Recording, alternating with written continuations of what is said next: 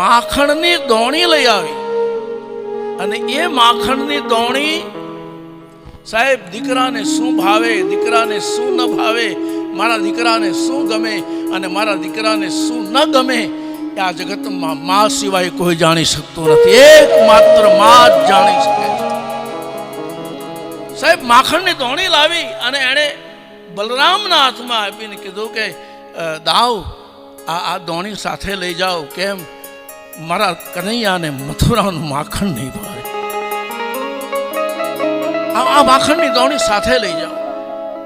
એ વખતે કૃષ્ણએ ત્યાં પ્રતિજ્ઞા કરી છે, દાદા પાસે જ સાંભળ્યું છે. કૃષ્ણએ પ્રતિજ્ઞા કરી છે કે માં આ દોણીમાં જ્યાં સુધી માખણ હશે ત્યાં સુધી જ હું માખણ ખાઈશ. હવે પછી યશોદાના હાથ સિવાય કોઈનું માખણ નહીં ખાઓ, માખણને સ્પર્શ નહીં કરું. અને કૃષ્ણ આજ દિન સુધી માખણ ખાતા નથી. એને આપણે ધરાવીએ તો મિશ્રી કરવી પડે, અંદર સાકર નાખવી પડે. એકલું માખણ કૃષ્ણ સ્વીકારતા નથી.